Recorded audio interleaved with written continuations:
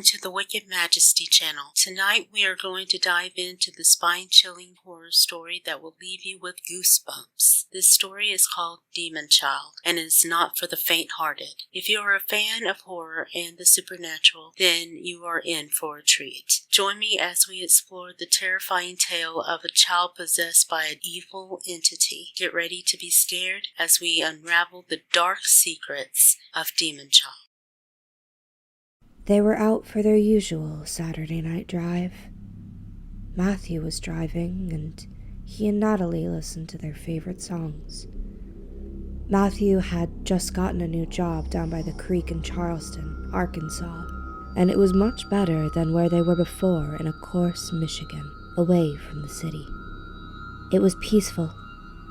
Natalie was 8 months pregnant at that time. They had tried hard. And after so many years, they were finally about to have a baby. Their family was about to be complete. There was nothing that could have made them happier. Let's take the route by the forest today. We've been here for quite some time, but I haven't gone down that road, said Matthew. No, it's getting pretty late. We should probably head back home, Natalie replied. Come on, it's going to be fun. It'll take a little while longer, insisted Matthew. Somehow, Natalie agreed.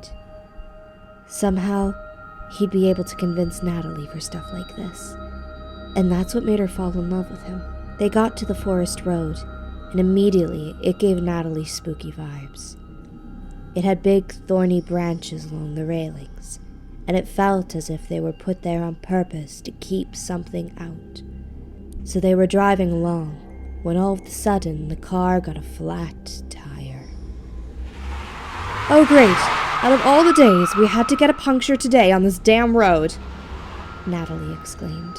This place wasn't bad enough, and now this. It's fine, honey. It's just a flat tire. We have a spare one in the back.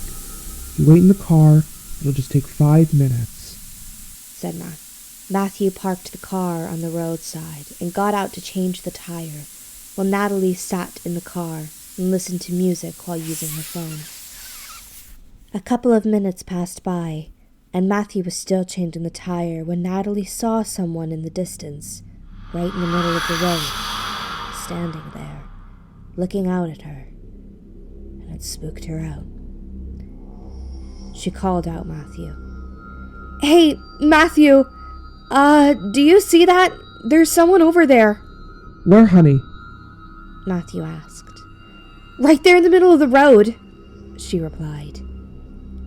As she pointed her finger in the direction, the person had disappeared, and there was no one there. But he was right there. I saw him right there, Natalie said, confused. There's no one there, honey. It's probably just your imagination, or maybe my baby boy inside is just messing with you, said Matthew, jokingly. It's not funny, Matthew. An imagination or not, would you please hurry it up? I don't like this place anymore, Natalie replied. It's almost done. Give me 2 more minutes, babe, and we'll be back on the road. Don't worry, nothing's gonna happen, Matthew said. Matthew went back to fixing the tire, and Natalie turned around to get back into the car, when suddenly she saw the same person again. He was a little closer than before. She could see his face. His face was burnt. He was missing an arm. Matthew! She shouted. Look, there he is! He's right there! Matthew ran towards her. What's up with you today? There's no one there, so why are you acting like this? Said Matthew.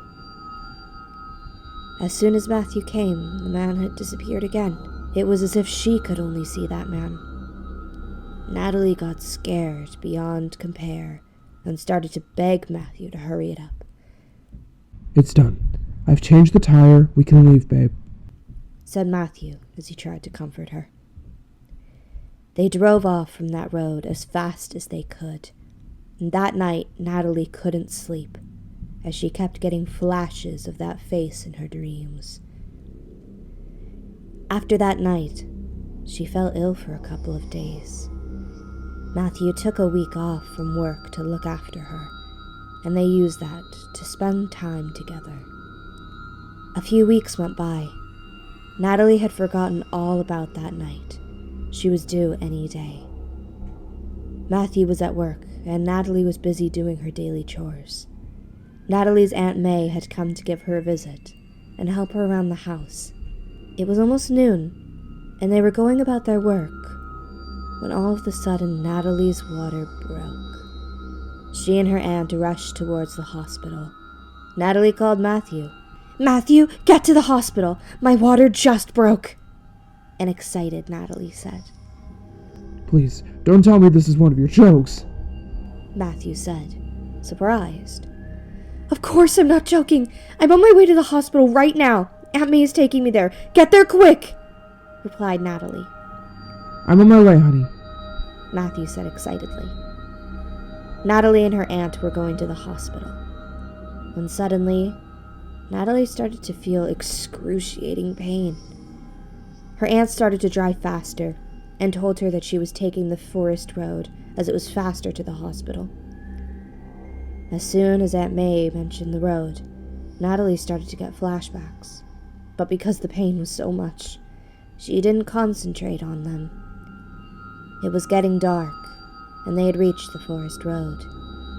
May was trying to calm Natalie down, as she was in a lot of pain. May got distracted for a second, when all of a sudden, Natalie looked up. "Watch out!" shouted Natalie.